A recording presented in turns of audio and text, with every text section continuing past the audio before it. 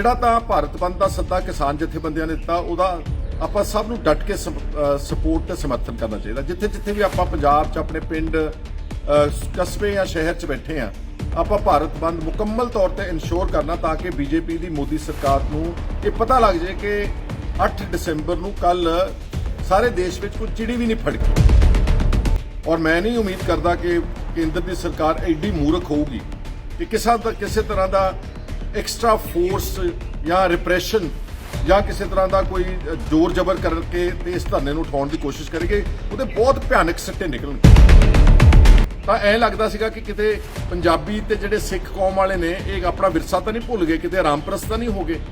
ਪਰ ਇਹ ਸੰਘਰਸ਼ ਨੇ ਜਿਸ ਢੰਗ ਦੇ ਨਾਲ ਪੰਜਾਬੀਆਂ ਨੇ ਸਾਰੇ ਔਂਕੜ ਜਿਹੜਾ ਰੁਕਾਵਟਾਂ ਨੂੰ ਭੰਨ ਕੇ ਤੇ ਮੋਦੀ ਦੀ ਹੈਂਕੜ ਭੰਨੀਆਂ, ਤੇ ਜੇ ਤੁਸੀਂ ਚਲਾਕੀਆਂ ਕਰੋਗੇ, ਜੇ ਤੁਸੀਂ ਕੋਈ ਲਾਠੀ ਚਾਰਜ ਕਰੋਗੇ, ਗੋਲੀਆਂ ਚਲਾਓਗੇ, ਤਾਂ ਉੱਥੇ ਫਿਰ ਖੂਨ ਡੁੱਲੇਗਾ, ਉੱਥੇ ਫਿਰ ਬਹੁਤ ਨੁਕਸਾਨ ਹੋਵੇਗਾ, ਜਾਨੀ ਮਾਲੀ ਨੁਕਸਾਨ ਹੋਵੇਗਾ, ਜਿਹਦੀ ਜ਼ਿੰਮੇਵਾਰੀ ਸਿੱਧੀ ਕੇਂਦਰ ਦੀ ਸਰਕਾਰ ਤੇ ਹੋਵੇਗੀ।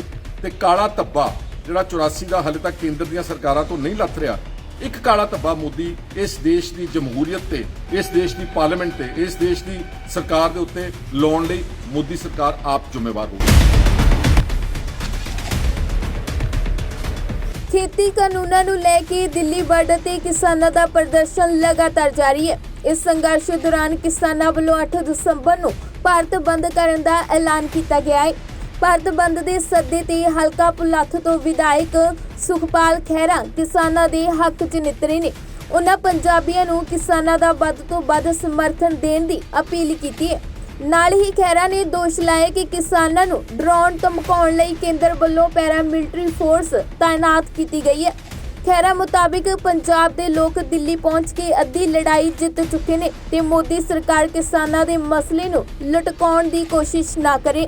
ਦੋਸਤੋ, ਅੱਜ ਮੈਂ ਤੁਹਾਡੇ ਨਾਲ ਚਰਚਾ ਕਰਨਾ ਚਾਹੁੰਦਾ ਹਾਂ ਜਿਹੜਾ ਭਾਰਤ ਬੰਦ ਦਾ ਸੱਦਾ ਦਿੱਤਾ ਤੇ ਜਿਹੜਾ ਕਿਸਾਨ ਅੰਦੋਲਨ ਹੈ, ਬੜੇ ਹੀ ਅਹਿਮ ਦੌਰ ਦੇ ਵਿੱਚ ਆਪਾਂ ਐਂਟਰ ਕਰ ਚੁੱਕੇ ਹਾਂ।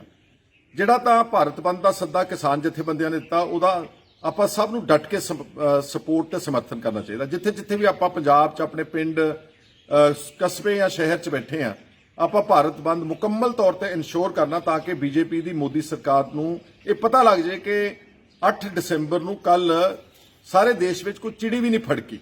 ਇੰਨੀ ਸਪੋਰਟ ਕਿਸਾਨ ਅੰਦੋਲਨ ਨੂੰ ਆਮ ਹਰ ਵਰਗ ਦੇ ਲੋਕਾਂ ਦੀ ਆ। ਇਹ ਸੁਨੇਹਾ ਦਿੱਲੀ ਦੇ ਤਖਤ ਨੂੰ ਜਾਣਾ ਚਾਹੀਦਾ। ਦੂਸਰਾ, ਕੱਲ ਤੋਂ ਕੁਝ ਇਸ ਤਰ੍ਹਾਂ ਨਜ਼ਰ ਆ ਰਿਹਾ ਕਿ ਮੋਦੀ ਸਰਕਾਰ ਪ੍ਰੈਸ਼ਰ ਬਿਲਡ ਕਰਨਾ ਚਾਹੁੰਦੀ ਆ, ਡਰਾਉਣਾ ਧਮਕਾਉਣਾ ਚਾਹੁੰਦੀ ਆ। ਬਹੁਤ ਸਾਰੀ ਫੋਰਸ ਇਕੱਠੀ ਕੀਤੀ ਉਹਨਾਂ ਨੇ, ਜਿਹੜਾ ਦਿੱਲੀ ਦੇ ਬਾਰਡਰ ਦੇ ਉੱਤੇ ਧਰਨਾ ਲੱਗਿਆ ਹੋਇਆ। ਪੈਰਾਮਿਲਟਰੀ ਫੋਰਸਸ ਬਹੁਤ ਸਾਰੀ ਪੁਲਿਸ ਨੂੰ ਬਹੁਤ ਵੱਡੀ ਨਫਰੀ 'ਚੋਂ ਤਾਇਨਾਤ ਕਰ ਰਹੇ ਨੇ। ਔਰ ਮੈਂ ਸਮਝਦਾ ਕਿ ਕਿਉਂਕਿ ਉਹਨਾਂ ਨੂੰ ਪਤਾ ਵਾ ਕਿ ਉਹ ਕੈਰਟ ਐਂਡ ਸਟਿਕ ਪਾਲਿਸੀ ਕਹਿੰਦੇ ਨੇ ਕਿ ਇੱਕ ਪਾਸੇ ਉਹਨਾਂ ਨੂੰ ਡਰਾਓ ਤੇ ਇੱਕ ਪਾਸੇ ਗੱਲਬਾਤ ਦਾ ਸਿਲਸਿਲਾ ਜਾਰੀ ਰੱਖੋ। ਇਹ ਹੁਸ਼ਿਆਰੀ ਅਰਸੇ ਤੋਂ ਜਿਹੜੇ ਰਾਜ ਕਰਨ ਵਾਲੇ ਨੇ ਕਰਦੇ ਰਹਿੰਦੇ ਨੇ। ਹਾਲਾਂਕਿ ਪੰਜਾਬ ਦੇ ਬਹਾਦਰ ਕਿਸਾਨ ਤੇ ਨੌਜਵਾਨ ਬੜੇ ਡਟੇ ਹੋਏ ਨੇ ਡਟ ਕਰਕੇ। ਔਰ ਮੈਂ ਨਹੀਂ ਉਮੀਦ ਕਰਦਾ ਕਿ ਕੇਂਦਰ ਦੀ ਸਰਕਾਰ ਐਡੀ ਮੂਰਖ ਹੋਊਗੀ ਕਿ ਕਿਸੇ ਤਰ੍ਹਾਂ ਦਾ ਐਕਸਟਰਾ ਫੋਰਸ ਜਾਂ ਰਿਪਰੈਸ਼ਨ ਜਾਂ ਕਿਸੇ ਤਰ੍ਹਾਂ ਦਾ ਕੋਈ ਜ਼ੋਰ ਜ਼ਬਰ ਕਰਕੇ ਤੇ ਇਸ ਧਰਨੇ ਨੂੰ ਉਠਾਉਣ ਦੀ ਕੋਸ਼ਿਸ਼ ਕਰੇਗੇ। ਉਹਦੇ ਬਹੁਤ ਭਿਆਨਕ ਸਿੱਟੇ ਨਿਕਲਣਗੇ, ਬਹੁਤ ਦੂਰਅੰਦੇਸ਼।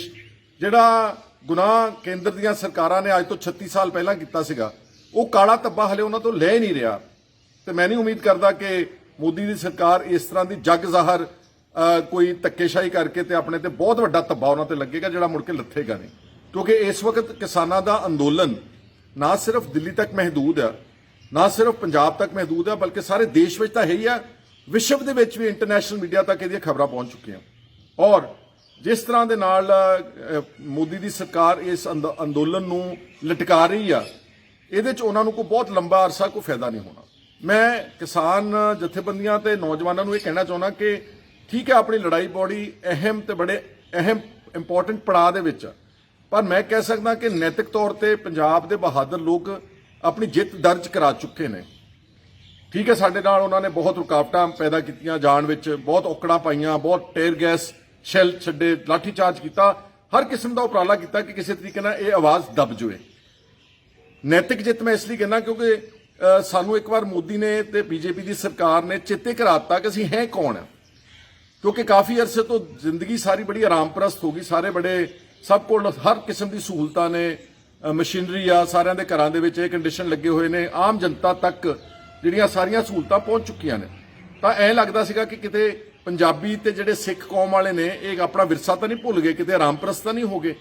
ਪਰ ਇਹ ਸੰਘਰਸ਼ ਨੇ ਜਿਸ ਢੰਗ ਦੇ ਨਾਲ ਪੰਜਾਬੀਆਂ ਨੇ ਸਾਰੇ ਔਂਕੜ ਜਿਹੜਾ ਰੁਕਾਵਟਾਂ ਨੂੰ ਭੰਨ ਕੇ ਤੇ ਮੋਦੀ ਦੀ ਹੈਂਕੜ ਭੰਨੀ ਆ, ਸਾਨੂੰ ਸਾਡਾ ਪਿਛੋਕੜ ਤੇ ਸਾਡਾ ਸੁਨਹਿਰੀ ਵਿਰਸਾ ਯਾਦ ਕਰਾਤਾ। ਸਾਡੇ ਗੁਰੂ ਸਾਹਿਬਾਨ ਤੋਂ ਲੈ ਕੇ ਜੋ ਸਾਡੇ ਪੁਰਖਿਆਂ ਨੇ ਪੰਜਾਬ ਦੇ ਵਿੱਚ ਜਿਸ ਢੰਗ ਦੇ ਨਾਲ ਹਰ ਕਿਸਮ ਦੀ ਜ਼ਾਲਮ ਸਰਕਾਰਾਂ ਨਾਲ ਟੱਕਰ ਲਈ ਔਰ ਬਹੁਤ ਕੁਰਬਾਨੀਆਂ ਕੀਤੀਆਂ, ਬਹੁਤ ਲਹੂ ਡੁੱਲਿਆ ਪੰਜਾਬ ਦੀ ਧਰਤੀ ਤੇ, ਉਹ ਸਾਨੂੰ ਸਾਰਾ ਜਿਹੜਾ ਸੁਨਹਿਰੀ ਵਿਰਸਾ ਸੀਗਾ ਇੱਕ ਫਿਲਮ ਦੀ ਤਰ੍ਹਾਂ ਦੇ ਉੱਤੇ ਸਾਡੇ ਸਾਰਿਆਂ ਦੇ ਸਾਹਮਣੇ ਚੇਤੇ ਆ ਗਿਆ।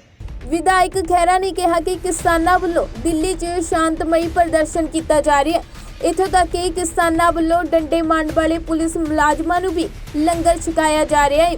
ਨਾਲ ਹੀ ਖਹਿਰਾ ਨੇ ਮੋਦੀ ਸਰਕਾਰ ਨੂੰ ਕਿਸਾਨਾਂ ਦੀਆਂ ਮੰਗਾਂ ਜਲਦ ਤੋਂ ਜਲਦ ਪੂਰੀਆਂ ਕਰਨ ਦੀ ਨਸੀਹਤ ਵੀ ਦਿੱਤੀ।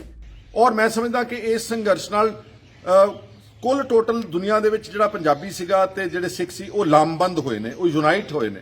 ਉਹਨਾਂ ਨੂੰ ਆਪਣੀ ਸ਼ਕਤੀ ਦਾ ਉਹਨਾਂ ਨੇ ਇੱਕ ਮੁਜ਼ਾਹਰਾ ਕੀਤਾ ਕਿ ਸਾਡੇ ਕੋਲ ਕਿਸ ਤਰ੍ਹਾਂ ਦੀ ਸ਼ਕਤੀ ਹੈ, ਔਰ ਕੀਤੀ ਵੀ ਬੜੀ ਸ਼ਾਂਤਮਈ ਢੰਗ ਦੇ ਨਾਲ। ਅੱਜ ਤੱਕ ਕੁੱਲ ਟੋਟਲ ਉਹਨਾਂ ਦਾ ਜਿਹੜਾ ਕੈਂਪੇਨ ਹੈਗਾ ਵਾ ਸਾਰਾ ਪੀਸਫੁਲ ਰਿਹਾ।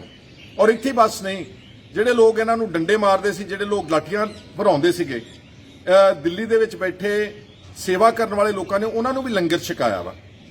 ਇਹ ਪਹਿਲੀ ਵਾਰ ਦੇਖ ਰਹੇ ਆ, ਨਹੀਂ ਤਾਂ ਜਦੋਂ ਕੋਈ ਹਜੂਮ ਇਕੱਠਾ ਹੁੰਦਾ ਤੇ ਲੁੱਟ ਖਸੁੱਟ ਦੇ ਆਸਾਰ ਜ਼ਿਆਦਾ ਹੁੰਦੇ ਨੇ। ਲੇਕਿਨ ਸਿੱਖਾਂ ਨੇ, ਪੰਜਾਬੀਆਂ ਨੇ ਕਦੀ ਮੌਬ ਮੈਂਟੈਲਿਟੀ ਨਹੀਂ ਦਿਖਾਈ, ਬਿਲਕੁਲ ਆਪਣੇ ਇਮੋਸ਼ਨਸ ਨੂੰ ਕੰਟਰੋਲ ਵਿੱਚ ਰੱਖਦਿਆਂ ਹੋਇਆਂ ਆਪਣੀ ਗੱਲ ਨੂੰ ਅੱਗੇ ਰੱਖਿਆ। ਤਾਂ ਅਕਲਮੰਦੀ ਤਾਂ ਮੋਦੀ ਸਾਹਿਬ ਦੀ ਸਰਕਾਰ ਵਾਸਤੇ ਇਹੀ ਹੋਵੇਗੀ ਕਿ ਇਹਨਾਂ ਦੀਆਂ ਜਾਇਜ਼ ਹੱਕੀ ਮੰਗਾਂ ਮੰਨ ਕੇ ਤੇ ਇਹ ਸਾਰੇ ਸੰਘਰਸ਼ ਨੂੰ ਸ਼ਾਂਤਮਈ ਢੰਗ ਦੇ ਨਾਲ, ਰਿਸਪੈਕਟਫੁਲ ਤਰੀਕੇ ਦੇ ਨਾਲ, ਪੰਜਾਬ ਨੂੰ ਬਾਇਜ਼ਤ ਤਰੀਕੇ ਦੇ ਨਾਲ ਉੱਥੋਂ ਉਹਨਾਂ ਨੂੰ ਮੋੜਿਆ ਜਾਵੇ। ਇਹਦੇ ਨਾਲ ਸਾਰੇ ਭਾਰਤ ਵਿੱਚ ਖੁਸ਼ੀ ਦੀ ਲਹਿਰ ਜਾਵੇਗੀ। ਤੇ ਜੇ ਤੁਸੀਂ ਚਲਾਕੀਆਂ ਕਰੋਗੇ, ਜੇ ਤੁਸੀਂ ਕੋਈ ਲਾਠੀ ਚਾਰਜ ਕਰੋਗੇ, ਗੋਲੀਆਂ ਚਲਾਓਗੇ, ਤਾਂ ਉੱਥੇ ਫਿਰ ਖੂਨ ਡੁੱਲੇਗਾ, ਉੱਥੇ ਫਿਰ ਬਹੁਤ ਨੁਕਸਾਨ ਹੋਵੇਗਾ, ਜਾਨੀ ਮਾਲੀ ਨੁਕਸਾਨ ਹੋਵੇਗਾ, ਜਿਹਦੀ ਜ਼ਿੰਮੇਵਾਰੀ ਸਿੱਧੀ ਕੇਂਦਰ ਦੀ ਸਰਕਾਰ ਤੇ ਹੋਵੇਗੀ। ਤੇ ਕਾਲਾ ਧੱਬਾ ਜਿਹੜਾ 84 ਦਾ ਹਾਲੇ ਤੱਕ ਕੇਂਦਰ ਦੀਆਂ ਸਰਕਾਰਾਂ ਤੋਂ ਨਹੀਂ ਲੱਥ ਰਿਹਾ, ਇੱਕ ਕਾਲਾ ਧੱਬਾ ਮੋਦੀ ਇਸ ਦੇਸ਼ ਦੀ ਜਮਹੂਰੀਅਤ ਤੇ, ਇਸ ਦੇਸ਼ ਦੀ ਪਾਰਲੀਮੈਂਟ ਤੇ, ਇਸ ਦੇਸ਼ ਦੀ ਸਰਕਾਰ ਦੇ ਉੱਤੇ ਲਾਉਣ ਲਈ ਮੋਦੀ ਸਰਕਾਰ ਆਪ ਜ਼ਿੰਮੇਵਾਰ ਹੋਵੇਗੀ। ਤਾਂ ਉਮੀਦ ਕਰਦੇ ਹਾਂ ਕਿ ਇਸ ਦਾ ਕੋਈ ਅੱਛਾ, ਸ਼ਾਂਤਮਈ ਤੇ ਚੰਗਾ ਪੋਜ਼ਿਟਿਵ ਜਿਹੜਾ ਨਤੀਜਾ ਇਸ ਸੰਘਰਸ਼ ਦਾ ਨਿਕਲੇਗਾ। ਅਸੀਂ ਵੀ ਆਪਣੇ ਪੱਧਰ ਦੇ ਉੱਤੇ ਕੱਲ ਕਿਉਂਕਿ ਬੰਦ ਆ, ਤਾਂ ਮੈਂ ਸਭ ਨੂੰ ਅਪੀਲ ਕੀਤੀ ਆ, ਹਲਕਾ ਭਲੱਥ ਤੋਂ ਜਿਹੜਾ ਅਸੀਂ ਇੱਕ ਜੱਥਾ ਲੈ ਕੇ ਜਾਵਾਂਗੇ, ਸਮੂਹ ਪੰਜਾਬ ਦੇ ਲੋਕਾਂ ਨੂੰ ਅਪੀਲ ਹੈ ਕਿ ਸਾਨੂੰ ਜਿੱਥੇ ਵੀ ਤੁਹਾਡਾ ਦਿਲ ਕਰਦੇ, ਸ਼ੰਭੂ ਬੈਰੀਅਰ 9 ਤਾਰੀਖ ਨੂੰ ਦਿਨ ਬੁੱਧਵਾਰ, ਅਗਰ ਤੁਸੀਂ ਸਾਨੂੰ 12 ਵਜੇ ਸ਼ੰਭੂ ਬੈਰੀਅਰ ਮਿਲਾਂਗੇ, ਆਪਾਂ ਸਾਰੇ ਇਕੱਠੇ ਚੱਲ ਕੇ ਜੋ ਵੀ ਸਾਡਾ ਫਰਜ਼ ਬਣਦਾ, ਯੋਗਦਾਨ ਬਣਦਾ, ਇੱਕ ਸਧਾਰਨ ਵਿਅਕਤੀ ਦੀ ਤਰ੍ਹਾਂ, ਸਧਾਰਨ ਨਾਗਰਿਕਾਂ ਦੀ ਤਰ੍ਹਾਂ, ਸਧਾਰਨ ਕਿਸਾਨਾਂ ਦੀ ਤਰ੍ਹਾਂ ਉਹਨਾਂ ਦੇ ਕਿਸਾਨੀ ਝੰਡੇ ਬੰਨ੍ਹ ਕੇ ਤੇ ਕਾਲੇ ਝੰਡੇ ਰੋਸ ਤੇ ਬੰਨ੍ਹ ਕੇ ਆਪਾਂ ਸਭ ਨੇ ਪਰਸੋਂ ਦਿੱਲੀ ਵੱਲ ਨੂੰ ਕੂਚ ਕਰਨਾ ਹੈ। 9 ਤਾਰੀਖ ਦਿਨ ਬੁੱਧਵਾਰ। ਤੁਹਾਡਾ ਸਾਰਿਆਂ ਦਾ ਬਹੁਤ ਬਹੁਤ ਸ਼ੁਕਰੀਆ, ਧੰਨਵਾਦ। ਵਾਹਿਗੁਰੂ ਜੀ ਕਾ ਖਾਲਸਾ, ਵਾਹਿਗੁਰੂ ਜੀ ਕੀ ਫਤਿਹ। ਦੱਸ ਦਈਏ ਕਿ ਕਿਸਾਨ ਜਥੇਬੰਦੀਆਂ ਦਾ 12ਵੇਂ ਦਿਨ ਵੀ ਦਿੱਲੀ 'ਚ ਧਰਨਾ ਪ੍ਰਦਰਸ਼ਨ ਲਗਾਤਾਰ ਜਾਰੀ ਹੈ। ਕਿਸਾਨਾਂ ਵੱਲੋਂ 8 ਦਸੰਬਰ ਨੂੰ ਭਾਰਤ ਬੰਦ ਕਰਨ ਦਾ ਐਲਾਨ ਕੀਤਾ ਗਿਆ ਹੈ। ਇਸ ਦੌਰਾਨ ਕਿਸਾਨਾਂ ਵੱਲੋਂ ਦੁਪਹਿਰ 3 ਵਜੇ ਤੱਕ ਚੱਕਾ ਜਾਮ ਕੀਤਾ ਜਾਵੇਗਾ ਤੇ ਇਸ ਦੇ ਨਾਲ ਹੀ ਐਂਬੂਲੈਂਸ ਤੇ ਵਿਆਹ ਵਾਲੀਆਂ ਗੱਡੀਆਂ ਨਹੀਂ ਰੋਕੀਆਂ ਜਾਣਗੀਆਂ। ਬਿਊਰੋ ਰਿਪੋਰਟ, ਪੰਜਾਬੀ ਲੋਕ ਚੈਨਲ।